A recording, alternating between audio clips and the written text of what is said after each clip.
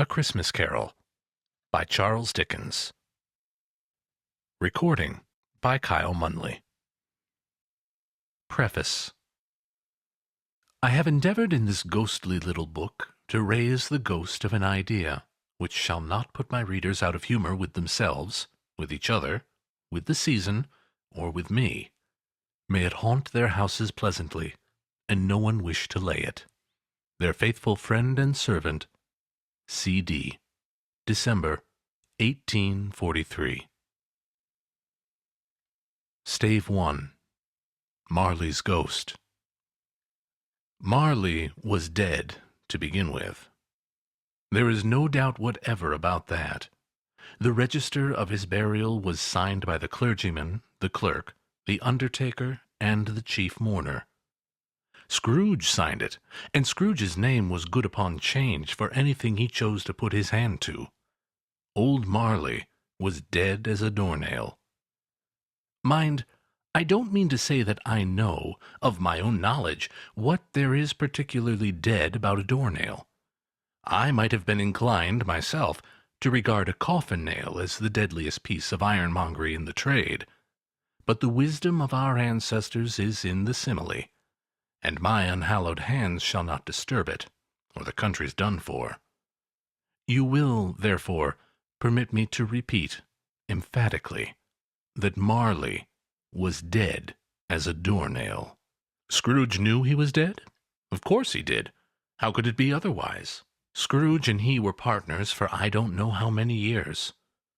Scrooge was his sole executor, his sole administrator, his sole assign, his sole residuary legatee, his sole friend, and sole mourner.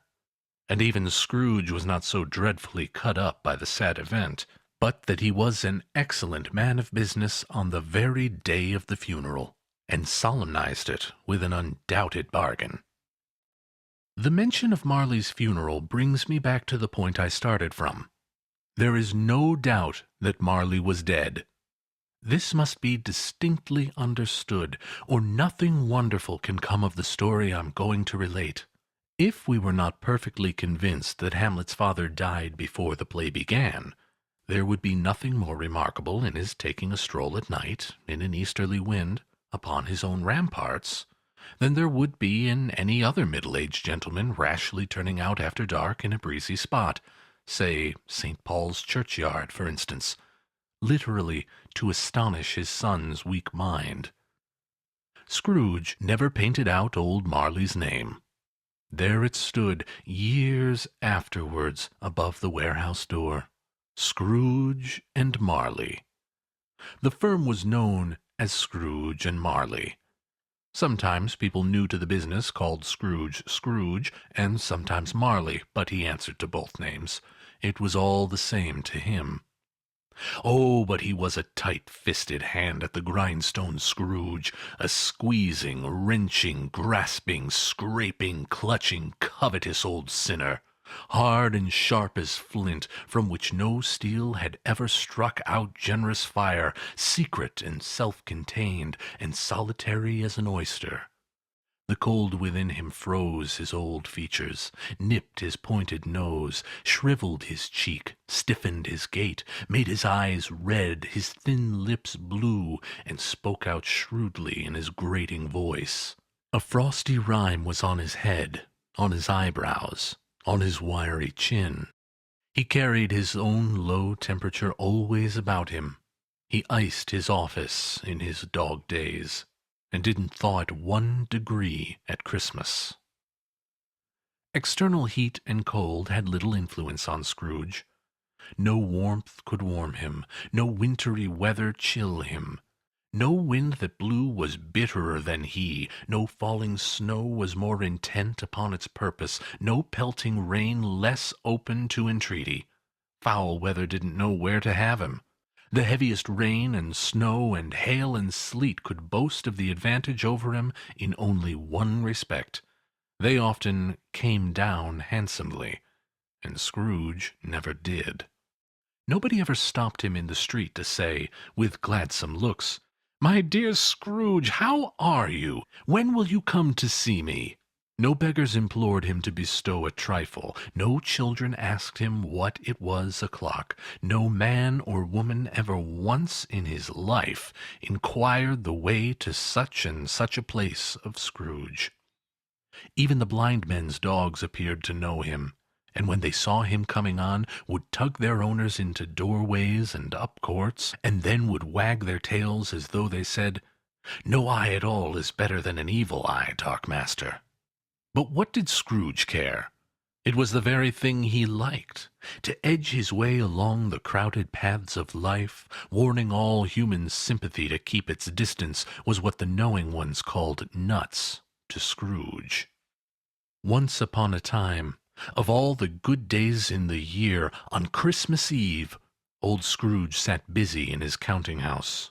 It was cold, bleak, biting weather, foggy withal, and he could hear the people in the court outside go wheezing up and down, beating their hands upon their breasts and stamping their feet upon the pavement stones to warm them.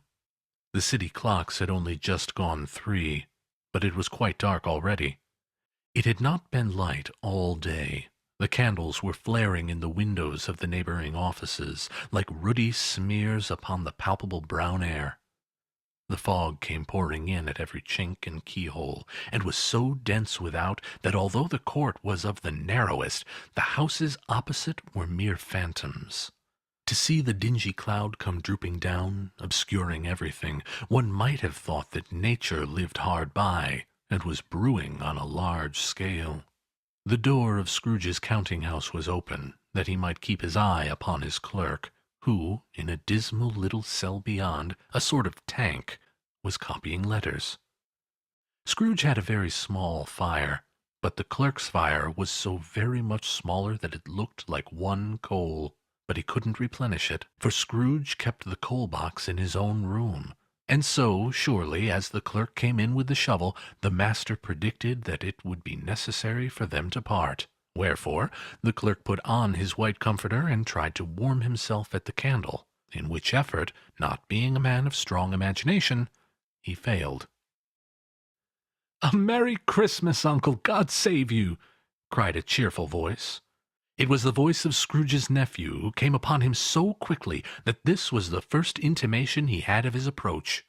"Bah!" said Scrooge. "Humbug!" He had so heated himself with rapid walking in the fog and frost, this nephew of Scrooge's, that he was all in a glow. His face was ruddy and handsome. His eyes sparkled, and his breath smoked again. "Christmas a humbug, Uncle!" said Scrooge's nephew. "You don't mean that, I'm sure." "I do," said Scrooge. "Merry Christmas! What right have you to be merry? What reason have you to be merry? You're poor enough." "Come, then," returned his nephew gaily. "What right have you to be dismal? What reason have you to be morose? You're rich enough." Scrooge, having no better answer ready on the spur of the moment, said, "Bah!" again, and followed it up with, "Humbug!" "Don't be cross, Uncle," said the nephew. "What else can I be?" returned the uncle. "When I live in such a world of fools as this. Merry Christmas! Out upon Merry Christmas! What's Christmas time to you but a time for paying bills without money? A time for finding yourself a year older, but not an hour richer? A time for balancing your books and having every item in 'em through round dozen of months presented dead against you? If I could work my will," said Scrooge indignantly, "every idiot who goes about with Merry Christmas on his lips should be boiled in his own pudding, and buried with a stake of holly through his heart. He should." "Uncle!" "Nephew," returned the uncle sternly, "keep Christmas in your own way, and let me keep it in mine." "Keep it?" repeated Scrooge's nephew. "But you don't keep it." "Let me leave it alone, then," said Scrooge. "Much good may it do you. Much good it has ever done you." "There are many things from which I might have derived good, by which I have not profited, I dare say," returned the nephew. "Christmas among the rest. But I am sure I have always thought of Christmas time, when it has come round, apart from the veneration due its sacred name and origin, if anything belonging to it can be apart from that, as a good time. A kind, forgiving, charitable, pleasant time. The only time I know of in the long calendar of the year when men and women seem by one consent to open their shut-up hearts freely, and to think of people below them as if they were fellow passengers to the grave, and not another race of creatures bound on their journeys. And therefore, uncle, though it has never put a scrap of gold or silver in my pocket, I believe that it has done me good, and will do me good, and I say, God bless it. The clerk in the tank involuntarily applauded. Becoming immediately sensible of the impropriety, he poked the fire, and extinguished the last frail spark forever. "Let me hear another sound from you," said Scrooge, "and you'll keep your Christmas by losing your situation. You're quite a powerful speaker, sir," he added, turning to his nephew. "I wonder that you don't go into Parliament." "Don't be angry, uncle. Come, dine with us tomorrow." Scrooge said that he would see him. Yes, indeed he would.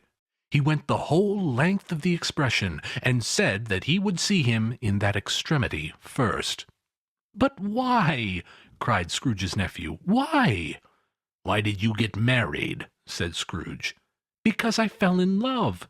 "Because you fell in love," growled Scrooge, as if that were the only one thing in the world more ridiculous than a Merry Christmas. "Good afternoon." "Nay, uncle. But you never came to see me before that happened. Why give it as a reason for not coming now?" "Good afternoon." "I want nothing from you. I ask nothing of you. Why cannot we be friends?" "Good afternoon." "I am sorry, with all my heart, to find you so resolute. We have never had any quarrel to which I have been a party, but I have made the trial in homage to Christmas, and I'll keep my Christmas humor to the last. So a Merry Christmas, uncle." "Good afternoon," said Scrooge, "and a Happy New Year." "Good afternoon," said Scrooge. His nephew left the room without an angry word, notwithstanding. He stopped at the outer door to bestow the greetings of the season on the clerk, who, cold as he was warmer than Scrooge, for he returned them cordially. "There's another fellow," muttered Scrooge, who overheard him. "My clerk, 15 shillings a week, and a wife and family, talking about a Merry Christmas. I'll retire to Bedlam." This lunatic, in letting Scrooge's nephew out, had let 2 other people in. They were portly gentlemen, pleasant to behold, and now stood, with their hats off, in Scrooge's office. They had books and papers in their hands, and bowed to him. "Scrooge and Marley's, I believe," said one of the gentlemen, referring to his list. "Have I the pleasure of addressing Mr. Scrooge or Mr. Marley?" "Mr. Marley has been dead these 7 years," Scrooge replied. "He died 7 years ago this very night." "We have no doubt his liberality is well represented by his surviving partner," said the gentleman, presenting his credentials. It certainly was, for they had been 2 kindred spirits. At the ominous word, liberality, Scrooge frowned, and shook his head, and handed the credentials back. "At this festive season of the year, Mr. Scrooge," said the gentleman, taking his pen, "it is more than usually desirable that we should make some slight provision for the poor and destitute, who suffer greatly at this present time. Many thousands are in want of common necessities. Hundreds of thousands are in want of common comforts, sir." "Are there no prisons?" asked Scrooge. "Plenty of prisons," said the gentleman, laying down the pen again. "And the Union workhouses?" demanded Scrooge. "Are they still in operation?" "They are, still," returned the gentleman. "I wish I could say they were not." "The treadmill and the poor law are in full vigor, then?" said Scrooge. "Both very, sir." "Oh! I was afraid from what you said at first that something had occurred to stop them in their useful course," said Scrooge. "I'm very glad to hear it." "Under the impression that they scarcely furnish Christian cheer of mind or body to the multitude," returned the gentleman, "a few of us are endeavouring to raise a fund to buy the poor some meat and drink and means of warmth. We choose this time because it is a time, of all others, when want is keenly felt and abundance rejoices. So what shall I put you down for?" "Nothing," replied Scrooge. "You wish to be anonymous?" "I wish to be left alone," said Scrooge.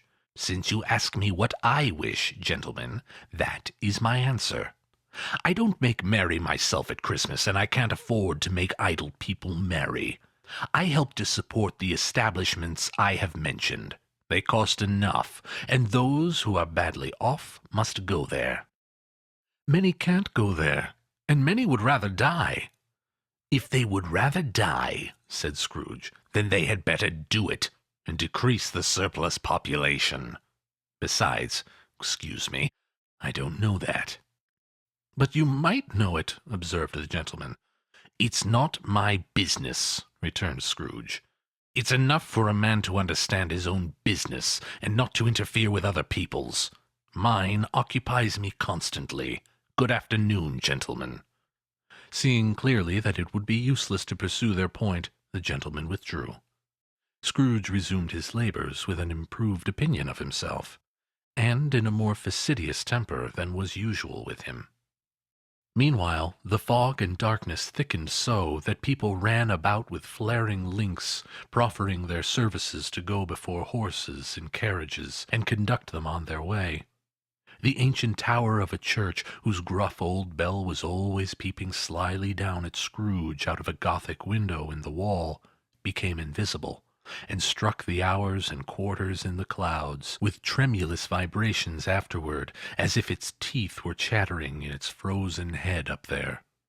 The cold became intense. In the main street, at the corner of the court, some labourers were repairing the gas pipes, and had lighted a great fire in a brazier, round which a party of ragged men and boys were gathered, warming their hands and winking their eyes before the blaze in rapture. A water-plug being left in solitude, its overflowing sullenly congealed and turned to misanthropic ice. The brightness of the shops where holly sprigs and berries crackled in the lamp heat of the windows made pale faces ruddy as they passed. Poulterers' and grocers' trades became a splendid joke, a glorious pageant with which it was next to impossible to believe that such dull principles as bargain and sale had anything to do. The Lord Mayor, in the stronghold of the mighty mansion house, gave orders to his 50 cooks and butlers to keep Christmas as the Lord Mayor's house should.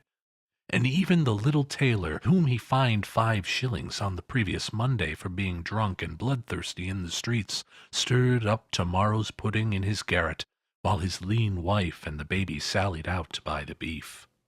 Foggier yet, and colder, piercing, searching, biting cold. If the good St. Dunstan had but nipped the evil spirit's nose with a touch of such weather as that, instead of using his familiar weapons, then indeed he would have roared to lusty purpose. The owner of one scant young nose, gnawed and mumbled by the hungry cold as bones are gnawed by dogs, stooped down at Scrooge's keyhole to regale him with a Christmas carol. But at the first sounds of "God rest ye merry gentlemen, may nothing you dismay," Scrooge seized the ruler with such energy of action that the singer fled in terror, leaving the keyhole to the fog and even more congenial frost. At length the hour of shutting up the counting-house arrived. With an ill will Scrooge dismounted from his stool, and tacitly admitted the fact to the expected clerk in the tank, who instantly snuffed his candle out and put on his hat. "You'll want all day tomorrow, I suppose?" said Scrooge. "If quite convenient, sir." "It's not convenient," said Scrooge, "and it's not fair. If I was to stop half a crown for it, you'd think yourself ill-used, I'll be bound." The clerk smiled faintly. "And yet," said Scrooge, "you don't think me ill-used, when I pay a day's wages for no work." The clerk observed that it was only once a year. "A poor excuse for picking a man's pocket every 25th of December," said Scrooge, buttoning his greatcoat to the chin. "But I suppose you must have the whole day. Be here all the earlier next morning." The clerk promised he would, and Scrooge walked out with a growl.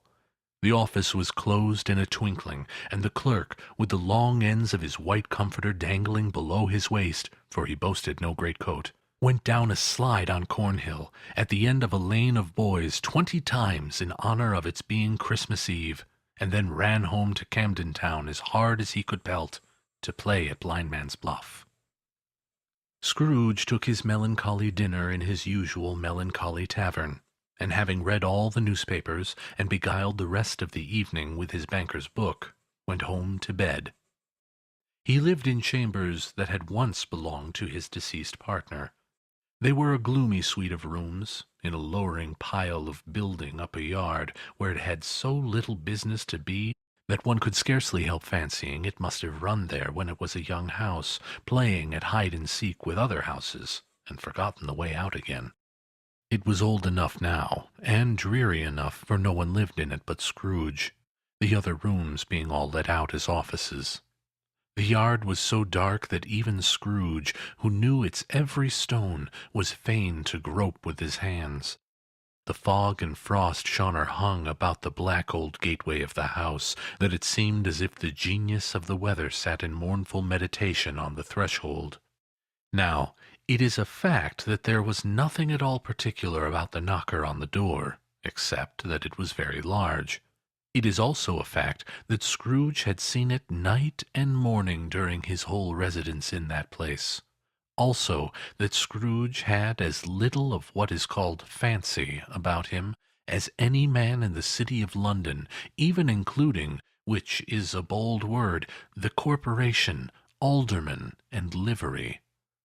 Let it also be borne in mind that Scrooge had not bestowed one thought on Marley since his last mention of his 7 years dead partner that afternoon.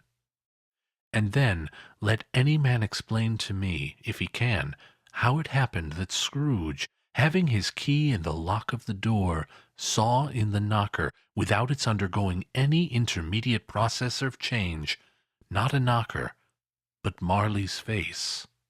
Marley's face. It was not an impenetrable shadow as the other objects in the yard were, but had a dismal light about it, like a bad lobster in a dark cellar.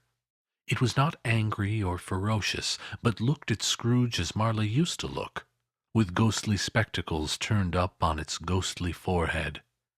The hair was curiously stirred, as if by breath or hot air, and, though the eyes were wide open, they were perfectly motionless. That, and its livid color, made it horrible. But its horror seemed to be in spite of the face and beyond its control, rather than a part of its own expression. As Scrooge looked fixedly at this phenomenon, it was a knocker again. To say that he was not startled, or that his blood was not conscious of a terrible sensation to which it had been a stranger from infancy, would be untrue. But he put his hand upon the key he had relinquished, turned it sturdily, walked in, and lighted his candle. He did pause, with a moment's irresolution, before he shut the door, and he did look cautiously behind it first, as if he half expected to be terrified with the sight of Marley's pigtail sticking out into the hall. But there was nothing on the back of the door, except the screws and nuts that held the knocker on. So he said, "Pooh-pooh," and closed it with a bang. The sound resounded through the house like thunder. Every room above, and every cask in the wine merchant's cellar below, appeared to have a separate peal of echoes of its own. Scrooge was not a man to be frightened by echoes. He fastened the door, and walked across the hall, and up the stairs, slowly, too, trimming his candle as he went.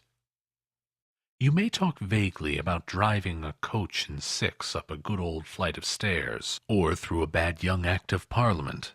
But I mean to say you might have got a hearse up that staircase, and taken it broadwise, with the splinter bar towards the wall and the door towards the balustrades, and done it easy. There was plenty of width for that, and room to spare, which is perhaps the reason why Scrooge thought he saw a locomotive hearse going on before him in the gloom.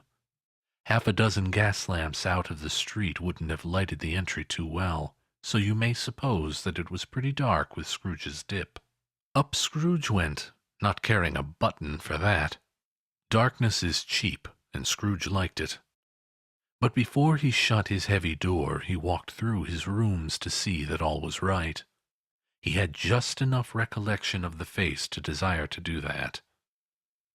Sitting room, bedroom, lumber room, all as they should be. Nobody under the table, nobody under the sofa. A small fire in the grate, spoon and basin ready, and the little saucepan of gruel, Scrooge had a cold in his head, upon the hob. Nobody under the bed, nobody in the closet, nobody in his dressing gown, which was hanging up in a suspicious attitude against the wall. Lumber room as usual, old fire guard, old shoes, old fish baskets, washing stand on 3 legs, and a poker. Quite satisfied, he closed his door and locked himself in. Double locked himself in, which was not his custom. Thus secured against surprise, he took off his cravat, put on his dressing gown and slippers, and his nightcap, and sat down before the fire to take his gruel. It was a very low fire indeed, nothing on such a bitter night. He was obligated to sit close to it and brood over it before he could extract the least sensation of warmth from such a handful of fuel. The fireplace was an old one, built by some Dutch merchant long ago and paved all round with quaint Dutch tiles, designed to illustrate the Scriptures. There were Cains and Abels, Pharaoh's daughters, queens of Sheba, angelic messengers descending through the air on clouds like feather-beds, Abrahams, Belshazzars, apostles pulling off to sea in butter-boats, hundreds of figures to attract his thoughts. And yet that face of Marley, 7 years dead, came like the ancient prophet's rod and swallowed up the whole. If each smooth tile had been a blank at first, with power to shape some picture on its surface from the disjointed fragments of his thoughts, there would have been a copy of old Marley's head on every one. "Humbug," said Scrooge, and walked across the room. After several turns he sat down again. As he threw his head back in the chair, his glance happened to rest upon a bell. A disused bell that hung in the room, and communicated, for some purpose now forgotten, with a chamber in the highest story of the building. It was with great astonishment, and with a strange, inexplicable dread, that as he looked, he saw this bell begin to swing. It swung so softly in the outset that it scarcely made a sound. But soon it rang out loudly, and so did every bell in the house. This might have lasted half a minute, or a minute, but it seemed like an hour. The bells ceased as they had begun, together. They were succeeded by a clanking noise deep down below, as if some person were dragging a heavy chain over the casks of the wine merchant's cellar. Scrooge then remembered to have heard that ghosts in haunted houses were described as dragging chains. The cellar door flew open with a booming sound, and then he heard the noise much louder on the floors below. Then coming up the stairs. Then coming straight towards his door. "It's humbug still," said Scrooge. "I won't believe it." His color changed, though, when, without a pause, it came on through the heavy door and passed into the room before his eyes. Upon its coming in, the dying flame leaped up, as though it cried, "I know him, Marley's ghost!" and fell again. The same face, the very same.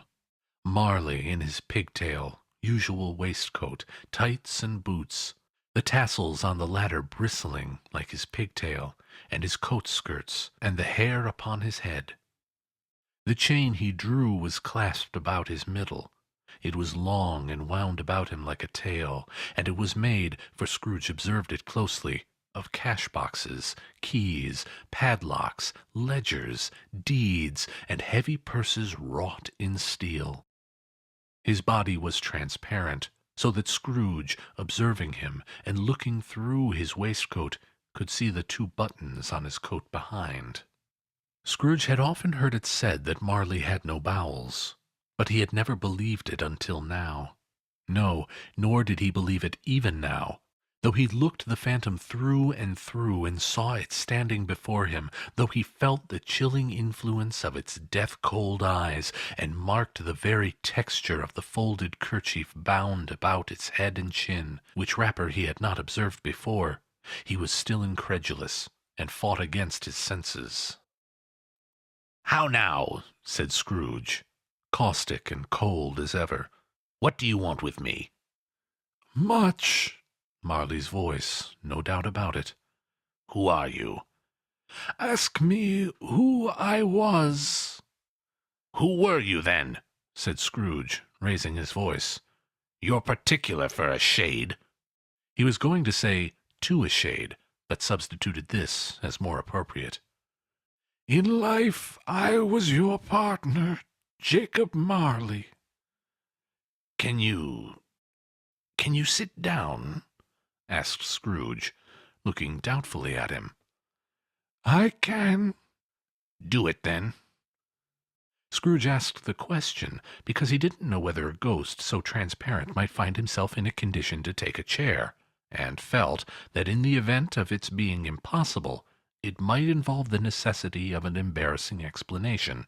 But the ghost sat down on the opposite side of the fireplace, as if he were quite used to it. "You don't believe in me," observed the ghost. "I don't," said Scrooge. "What evidence would you have of my reality beyond that of your senses?" "I don't know," said Scrooge. "Why do you doubt your senses?" "Because," said Scrooge, "a little thing affects them. A slight disorder of the stomach makes them cheat. You may be an undigested bit of beef, a blot of mustard, a crumb of cheese, a fragment of an underdone potato. There's more gravy than of grave about you, whatever you are." Scrooge was not much in the habit of cracking jokes, nor did he feel, in his heart, by any means waggish then. The truth is that he tried to be smart as a means of distracting his own attention, and keeping down his terror, for the spectre's voice disturbed the very marrow in his bones. To sit, staring at those fixed glazed eyes in silence for a moment, would play, Scrooge felt, the very deuce with him. There was something very awful, too, in the spectre's being provided with an infernal atmosphere of its own. Scrooge could not feel it himself, but this was clearly the case, for though the ghost sat perfectly motionless, its hair and skirts and tassels were still agitated as by the hot vapor from an oven. "You see this toothpick," said Scrooge, returning quickly to the charge for the reason just assigned, and wishing, though it were only for a second, to divert the vision's stony gaze from himself. "I do," replied the ghost. "You're not looking at it." "But I see it," said the ghost, "notwithstanding." "Well," returned Scrooge, "I have but to swallow this, and be for the rest of my days persecuted by a legion of goblins, all of my own creation. Humbug, I tell you, humbug!"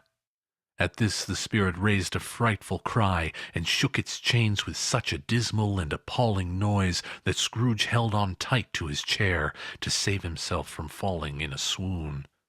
But how much greater was his horror when the phantom, taking off the bandage round its head as if it were too warm to wear indoors, its lower jaw dropped down upon its breast. Scrooge fell upon his knees and clasped his hands before his face. "Mercy!" he said. "Dreadful apparition, why do you trouble me?" "Man of the worldly mind," replied the ghost, "do you believe in me or not?" "I do," said Scrooge. "I must. But why do spirits walk the earth, and why do they come to me?" "It is required of every man," the ghost returned, "that the spirit within him should walk abroad among his fellow men, and travel far and wide. And if that spirit goes not forth in life, it is condemned to do so after death. It is doomed to wander through the world. Oh, woe is me, and witness what it cannot share, but might have shared on earth, and turned to happiness." Again the spectre raised a cry, and shook its chains and wrung its shadowy hands. "You are fettered," said Scrooge, trembling. "Tell me why." "I wear the chain I forged in life," replied the ghost. "I made it link by link, and yard by yard. I girded it on of my own free will, and of my own free will I wore it. Is its pattern strange to you?" Scrooge trembled more and more. "Or would you know," pursued the ghost, "the weight and length of the strong coil you bear yourself? It was full as heavy and as long as this 7 Christmas Eves ago. You have labored on it since. It is a ponderous chain." Scrooge glanced about him on the floor, in the expectation of finding himself surrounded by some 50 or 60 fathoms of iron cable, but he could see nothing. "Jacob," he said imploringly. "Old Jacob Marley, tell me more. Speak comfort to me, Jacob." "I have none to give," the ghost replied. "It comes from other regions, Ebenezer Scrooge, and is conveyed by other ministers to other kinds of men. Nor can I tell you what I would. A very little more is all permitted to me. I cannot rest. I cannot stay. I cannot linger anywhere. My spirit never walked beyond our counting-house. Mark me, in life my spirit never roved beyond the narrow limits of our money-changing hole, and weary journeys lie before me." It was a habit with Scrooge, whenever he became thoughtful, to put his hands in his breeches pockets. Pondering on what the ghost had said, he did so now, but without lifting up his eyes or getting off his knees. "You must have been very slow about it, Jacob," Scrooge observed, in a businesslike manner, though with humility and deference. "Slow," the ghost repeated. 7 years dead," mused Scrooge, "and travelling all the time." "The whole time," said the ghost. "No rest, no peace, incessant torture of remorse." "You travel fast?" said Scrooge. "On the wings of the wind," replied the ghost. "You might have got over a great quantity of ground in 7 years," said Scrooge. The ghost, on hearing this, set up another cry, and clanked its chains so hideously in the dead silence of the night that the ward would have been justified in indicting it for a nuisance.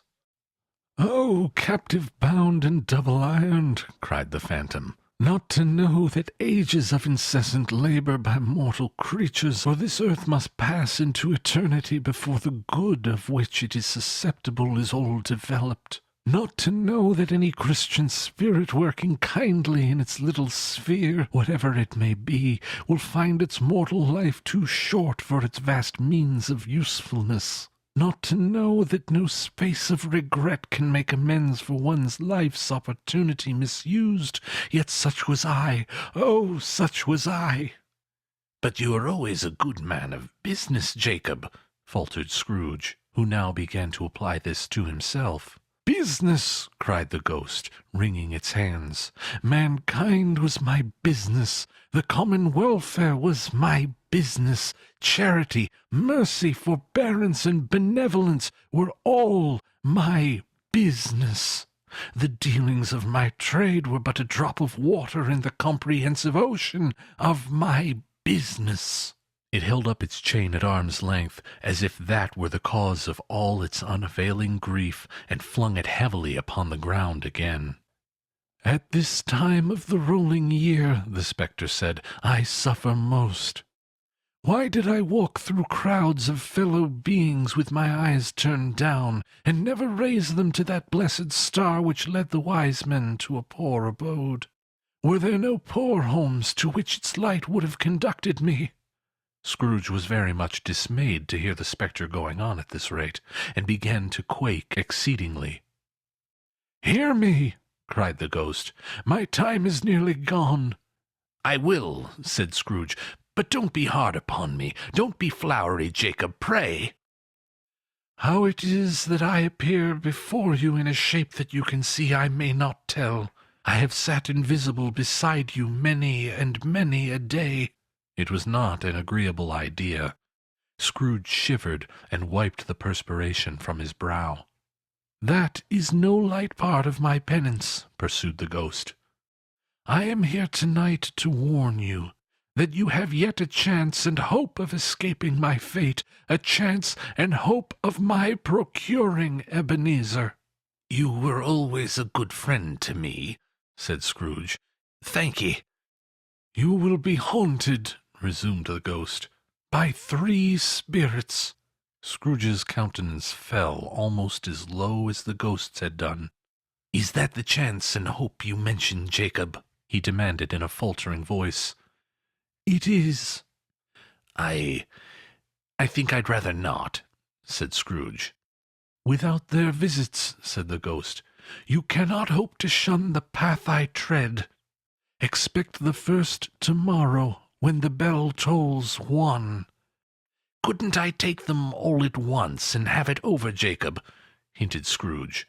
"Expect the second on the next night at the same hour, the third upon the next night, when the last stroke of 12 has ceased to vibrate. Look for me no more, and look that, for your own sake, you remember what has passed between us." When it had said these words, the spectre took its wrapper from the table and bound it round its head as before. Scrooge knew this by the smart sound its teeth made when the jaws were brought together by the bandage. He ventured to raise his eyes again, and found his supernatural visitor confronting him in an erect attitude, with its chain wound over and about its arm.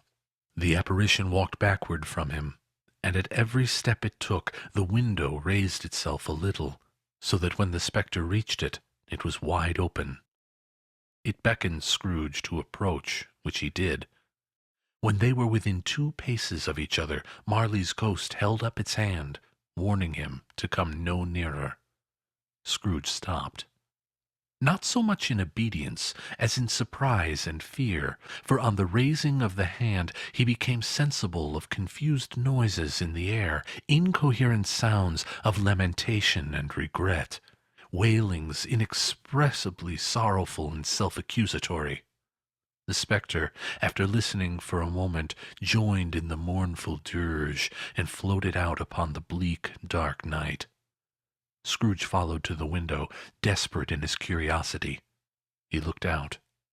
The air was filled with phantoms, wandering hither and thither in restless haste, and moaning as they went. Every one of them wore chains like Marley's ghost. Some few, they might be guilty governments, were linked together. None were free. Many had been personally known to Scrooge in their lives.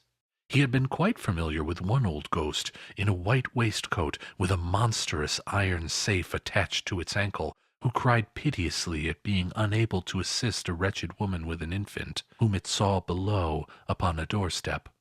The misery with them all was, clearly, that they sought to interfere for good in human matters, and had lost the power forever. Whether these creatures faded into mist, or mist enshrouded them, he could not tell, but they and their spirit voices faded together, and the night became as it had been when he walked home. Scrooge closed the window, and examined the door by which the ghost had entered. It was double-locked, as he had locked it with his own hands, and the bolts were undisturbed. He tried to say humbug, but stopped at the first syllable, and being, from the emotion he had undergone, or the fatigues of the day, or his glimpse of the invisible world, or the dull conversation of the ghost, or the lateness of the hour, much in need of repose, went straight to bed without undressing, and fell asleep upon the instant. End of Stave I.